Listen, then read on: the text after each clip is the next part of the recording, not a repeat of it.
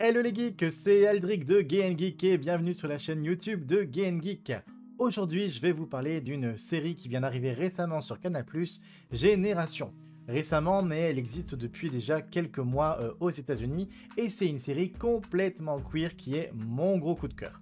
Les 8 premiers épisodes donc de Génération sont disponibles sur Canal et je vous avoue que juste avec l'affiche et ce très court synopsis, moi j'ai été très attiré. Le synopsis, je vous le lis, au sein d'une communauté conservatrice, un groupe de lycéens explore leur sexualité, cela met à l'épreuve leurs croyances sur la vie, la morale, l'amour et la famille. Des épisodes donc d'une trentaine de minutes qui sont un véritable ascenseur émotionnel et qui s'enchaînent très rapidement. Tant on s'attache et on est captivé par cette galerie de personnages queer qui naviguent dans ce lycée d'Orange County en Californie. A noter, la saison elle est constituée de 16 épisodes, tous donc déjà diffusés aux États-Unis, et la série ne bénéficiera malheureusement pas d'un renouvellement et s'arrêtera donc juste après les 16 épisodes. Pour le moment, malheureusement, Canal ne propose que la première partie de la série, qui constitue donc un bloc assez cohérent, on pourrait même penser que le 8e épisode pourrait être un final, bien qu'on attende évidemment encore des réponses concernant donc certaines intrigues. La série démarre avec un flash-forward nous amenant 3 mois après, et on découvre que l'un des personnages principaux va se retrouver en détresse dans les toilettes d'un centre commercial. Et pour cause, elle est enceinte et en plein accouchement, alors qu'elle ignorait évidemment toute sa grossesse. Chaque épisode va apporter donc en introduction une scène supplémentaire jusqu'à nous amener au 8e, où l'on pourra découvrir comment chacun des personnages que l'on a suivis se retrouve impliqué et mêlé évidemment à toute cette intrigue. Soyons honnêtes, une intrigue qui est forte en émotion, qui m'aura fait pleurer devant cette conclusion de cet arc, mais revenons en arrière et intéressons-nous au casting et aux différents personnages. Tous vont avoir un point commun, se retrouver dans le club LGBTQ+, du lycée, tenu par le charmant conseiller d'orientation, Sam. Ce dernier est lui aussi homosexuel, bien qu'il ne souhaite pas en faire étalage, et va s'attacher au personnage central de la série, j'ai nommé Chester. Dès le début, il impose son style, et c'est le cas de le dire, avec son crop top qui ne plaît pas trop à la direction du lycée, et ce gay flamboyant a une très forte personnalité, haute en couleur s'il vous plaît, et ça ne gêne aucunement qui que ce soit dans le lycée au niveau des autres élèves. Il est d'ailleurs le meilleur joueur de l'équipe de water-polo, et est apprécié donc par ses camarades et fait clairement office d'élève populaire. Chester n'est pas juste un ressort humoristique et sarcastique, c'est aussi un jeune homme profondément humain auquel chaque spectateur va pouvoir s'attacher. Il est fidèle à ses amis, il est présent, porte très haut ses convictions et il sait faire bouger les choses. Autour de lui, on peut retrouver notamment Nathan, jeune élève bisexuel, beaucoup moins à l'aise et qui admire Chester, voire il craque même pour lui en secret.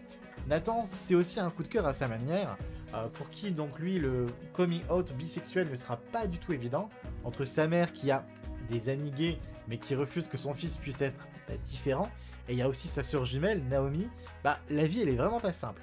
D'ailleurs, la relation fraternelle entre lui et Naomi, elle est assez complexe. Ils ont beau s'aimer et être extrêmement proches et fusionnels, cela ne les empêche aucunement de se disputer et de se faire des coups de traître derrière leur dos.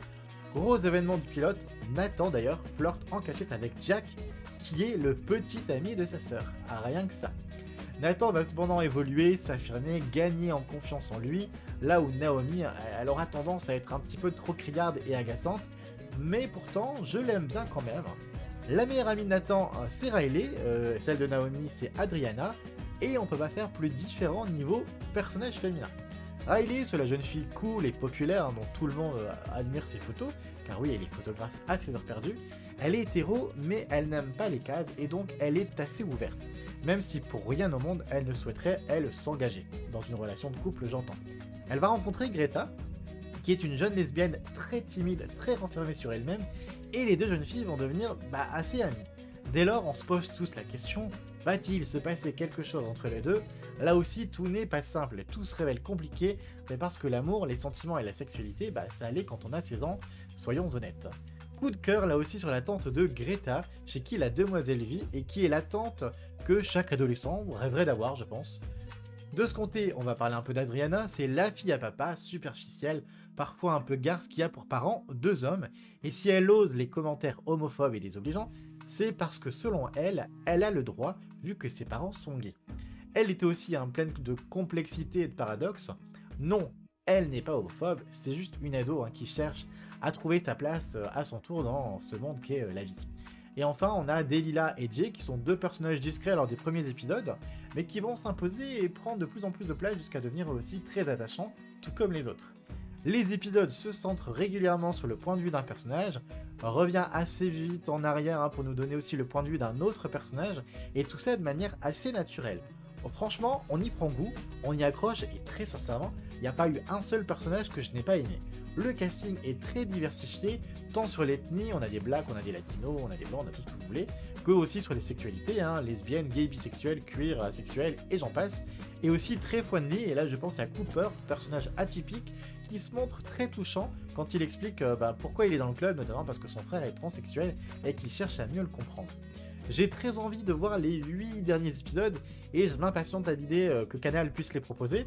Alors de votre côté, j'espère vous avoir donné envie de vous lancer. J'ai essayé de faire une critique pour une fois sans spoiler, pour juste vous donner goût, et je suis persuadé que vous ne le regretterez pas. En tout cas, c'est une série honnête et sincère, qui est pour moi une très bonne représentation de la communauté queer, et nul doute que quand j'aurai vu les 8 derniers épisodes, j'irai venir ici donner mon avis sur YouTube. Dites-moi vous dans les commentaires si vous l'avez vu, ce que vous en avez pensé, si je vous ai donné envie.